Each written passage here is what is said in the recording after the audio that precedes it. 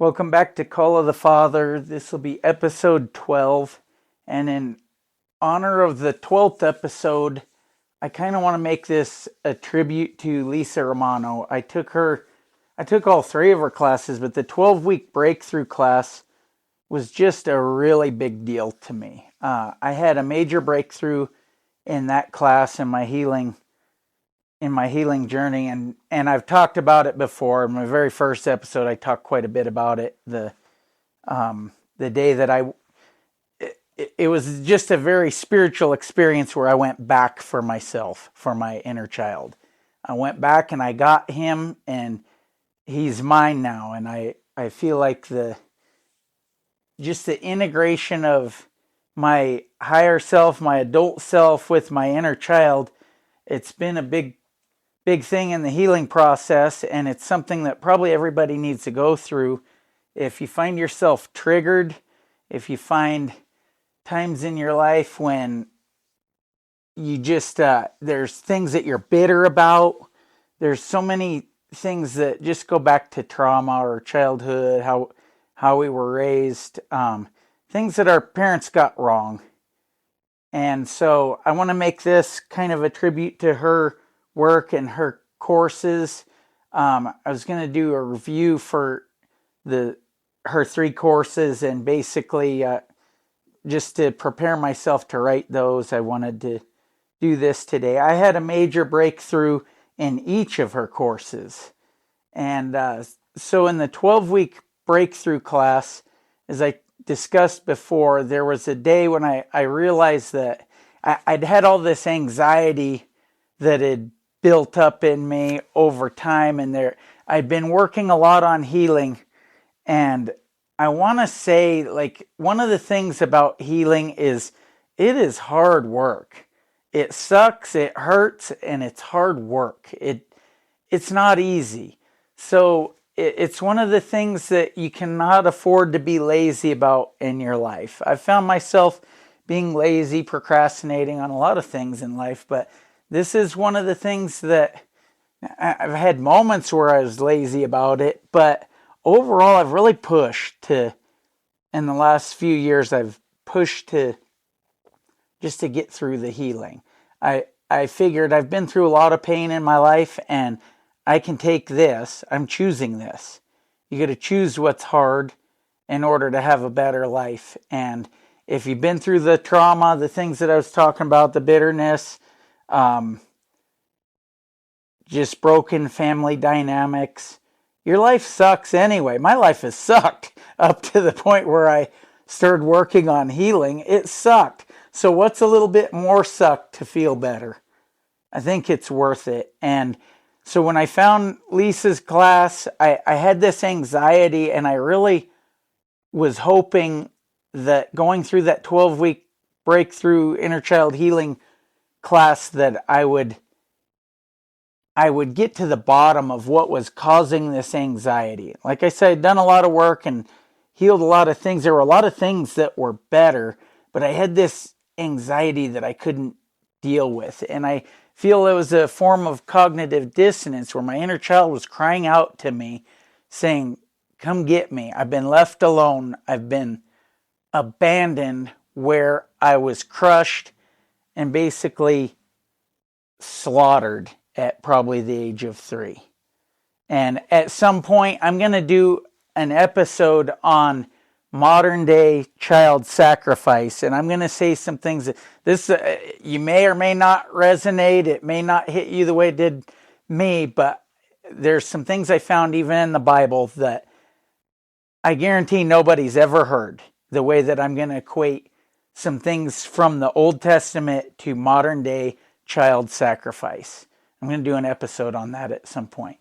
Anyway, my inner child was crying out to me, and that's what I was missing. There was still this, I felt like it in my healing journey. I go back to visit him. I realized at one point that he was there, which was very divine. That experience, the day that I realized that he was there and that my inner child was a thing, because I'd never heard that from anybody. There's, in a lot of healing circles, the inner child work is talked about. I hadn't heard that. the day that I realized my inner child was there, and I went back and I hugged him and I held him in my heart. And it was crazy. So then going through that 12-week breakthrough course, there was I talked about the duckling incident with my dad in my very first episode. And there was a night listening to a meditation from the 12-week breakthrough course, and I went back. I went back for him, and I got him.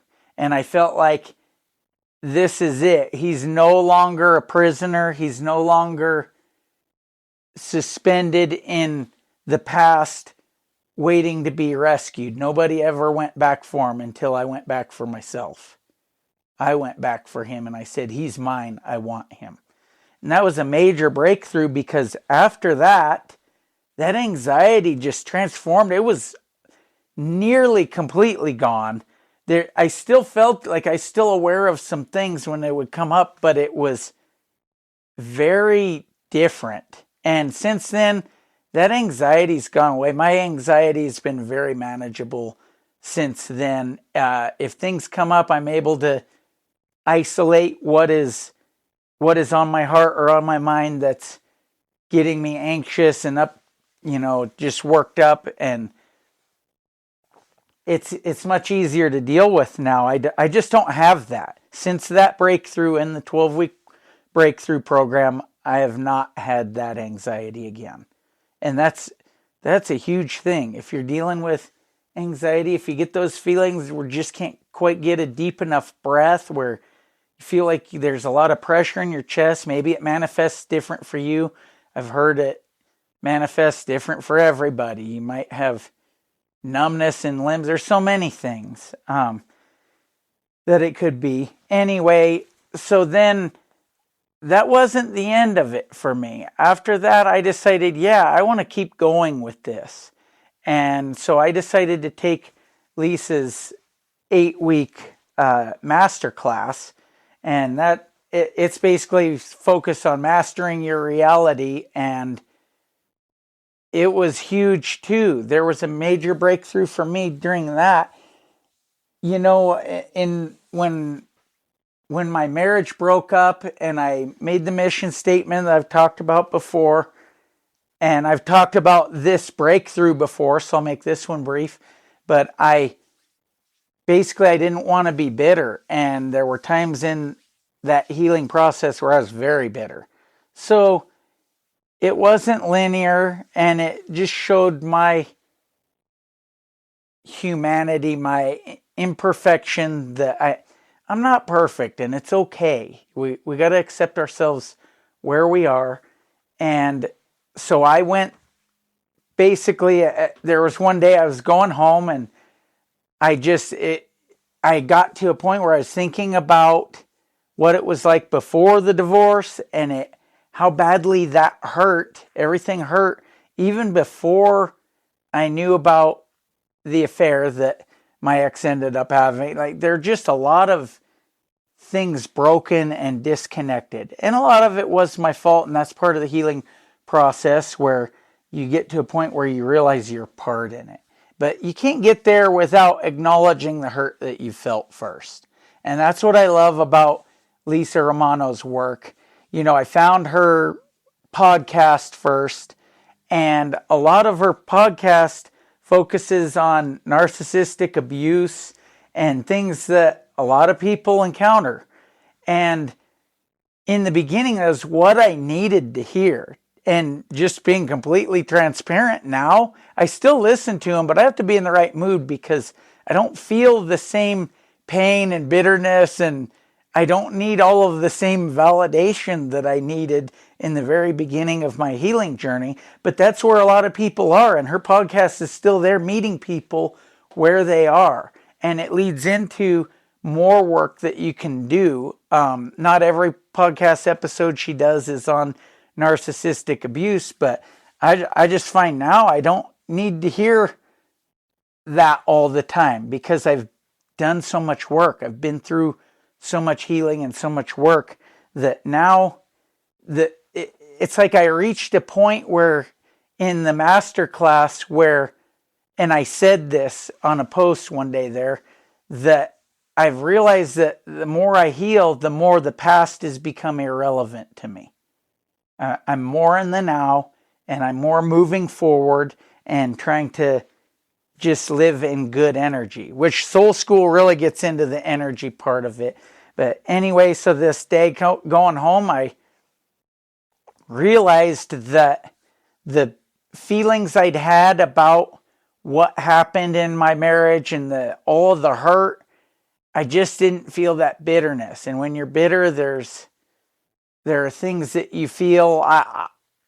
I would imagine everybody. I hear it a lot. I see you could tell and feel when people are bitter, and it's not that they haven't been hurt and that's not legitimate, but you can feel the vindictive energy in them. They want to see the person that hurt them pay. And I've been there. I was there. And this day going home, I just realized I don't feel that way anymore. I feel like that dude kind of saved my life and she set me free.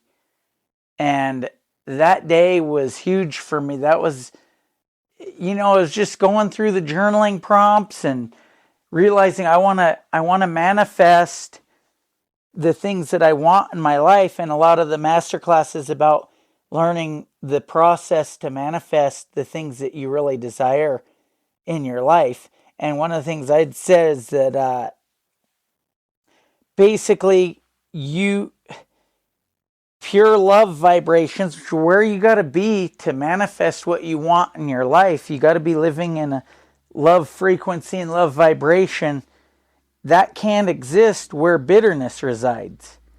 And that day, realizing that, doing the work, trying to figure out how to manifest what I really do want in my life, and just reflecting back, and I realized I just wasn't bitter. And since then, I guess I should go into why that's such a big breakthrough too. Another reason is that since then, I have to deal with my ex because we have kids. We co-parent. Well, the kids are with me most of the time, but I saw her last weekend at a volleyball tournament for my daughter, and we don't talk much usually, but I actually just kind of sat by her and we talked a little bit, and just the energy is so much better now. I don't want her back. I'll never want her back, but the energy, the bitterness being gone, I really truly believe she can feel that. She can feel that I'm not mad at her.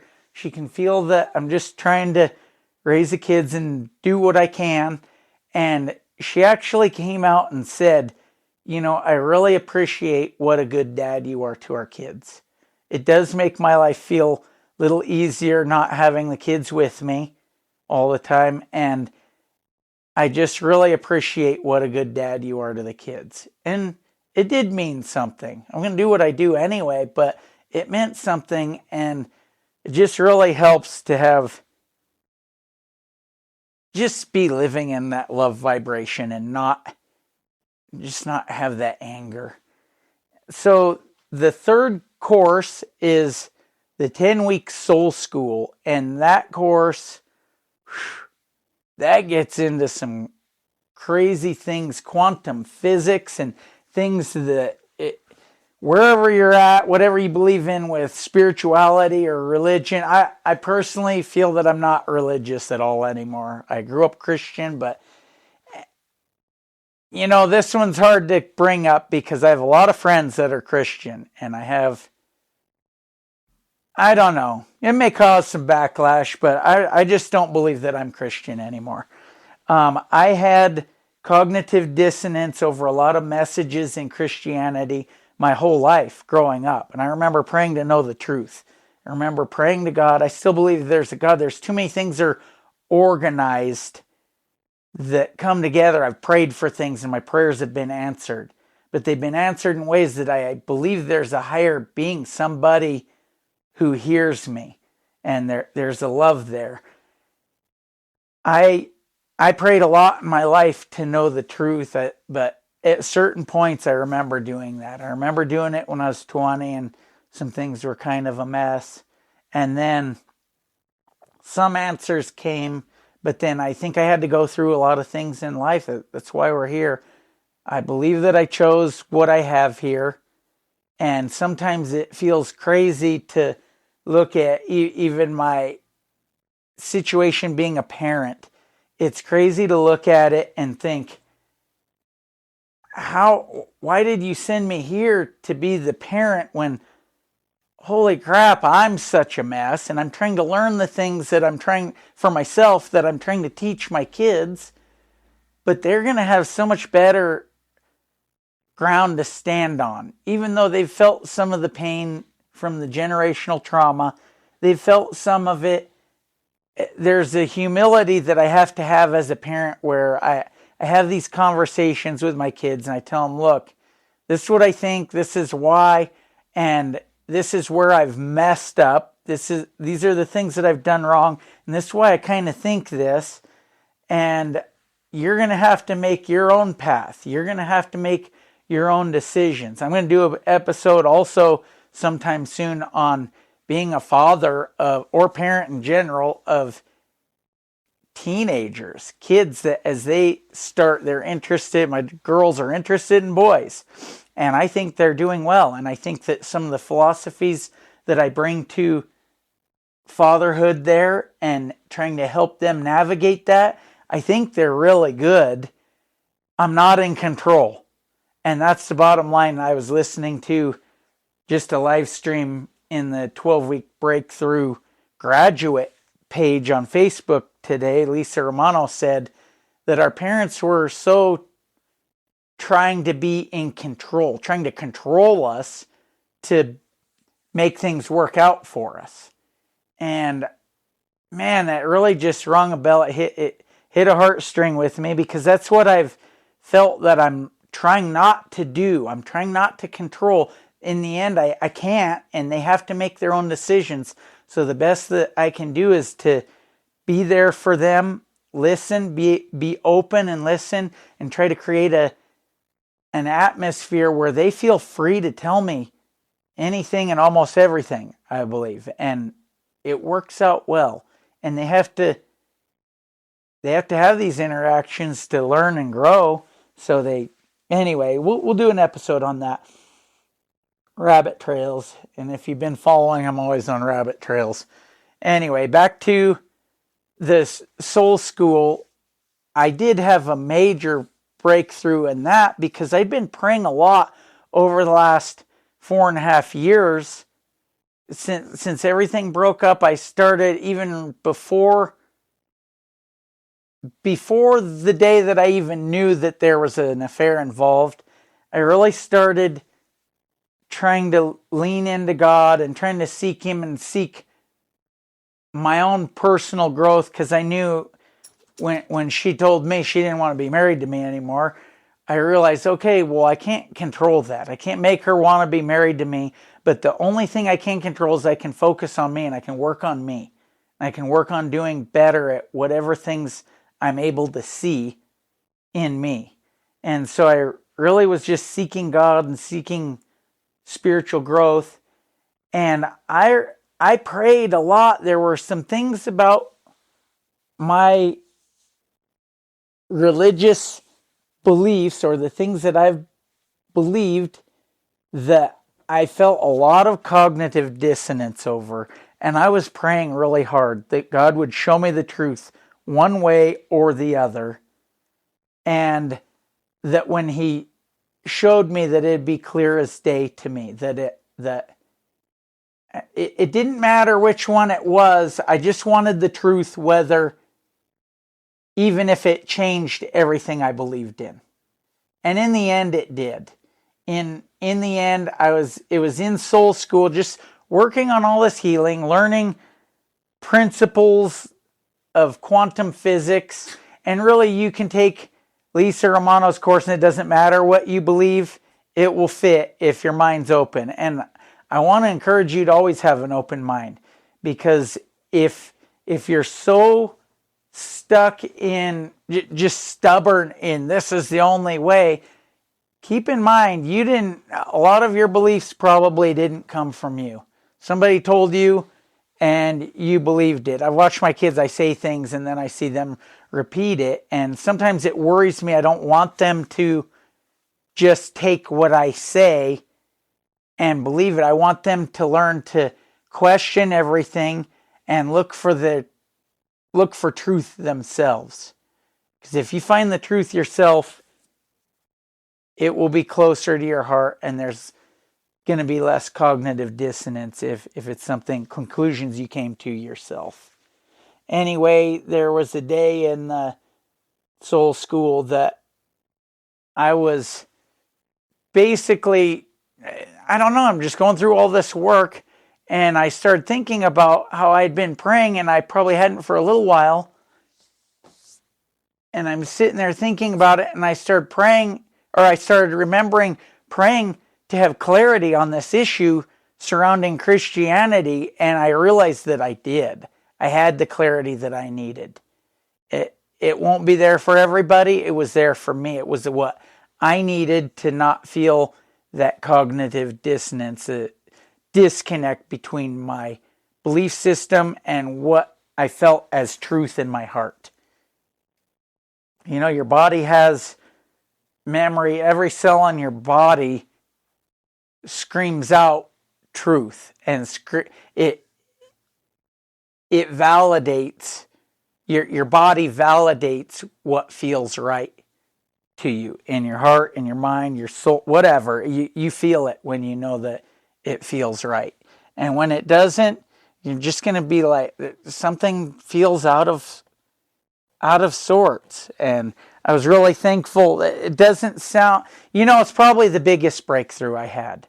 Maybe, I don't know, maybe the one, it's hard to compare. They're so different, but this breakthrough for me in soul school was huge. It was very important to me for the rest of my life to move forward and to seek truth, to seek love vibrations, to seek what I want my life to be for the rest of my life. This was a huge breakthrough. Might not sound as big if you're listening to this, but it was huge just to have that cognitive dissonance sorted out in my heart. And the day that I realized that it was sorted out, I was just like, wow, I couldn't believe it, and I was thankful for the work. I want to encourage you, so I highly, highly recommend Lisa Romano's work, but there are a lot of things out there. There are a lot of programs. Whatever you find that would resonate with you to heal, do the work. Don't be lazy about it. Lean into the suck of what it is to go through healing processes, and just do the work. In the end, it's so worth it. When you start feeling the fruits of your work, it's so worth it. And like I said, there's a lot of programs out there. There are a lot of 12-step programs, and not to be negative, Nancy, but the one thing that I don't like is when it feels like they might suggest that you're always going to be sick, you're always going to be stuck with this, like it's a disease and it'll never go away, whatever your vice is or whatever your thing. I don't agree with that. I really believe you can heal. It takes work, it takes time. Some of the programming may always be there, but you can overcome, and you can get to where there's more time in the new you than there is in the old you, and where it's just easy. You don't need to revert back to old programming and old ways of processing things. A lot of healing is just processing emotions and figuring out how to move forward. And a lot of moving forward for me now and staying on a healing path has a lot to do with this podcast. And been through a lot of things with Lisa and with other avenues of healing, and I'm at a point where I felt like I could finally do this now. And as I come up with these ideas for episodes or messages for you, it helps me. It just helps me to be thinking through things and rationalizing my thought processes. And this is part of my healing process. It's something that you're just going to hold on to for the rest of your life, a healing mentality and always doing the work. It takes humility, like I said. One of the best things we can do is to be humble enough to seek truth and accept that what we've believed may not have been true. Just to have an open mind enough to always be able to look at new things. You may look at something and say, no, I don't believe that. Or you may look at something and kind of weigh it into how would that fit into my healing process and my life and my belief systems. How could this fit? Does this work? Maybe it does. You just got to be open. Anyway, thank you for listening. Have a great week, and I'll see you next week.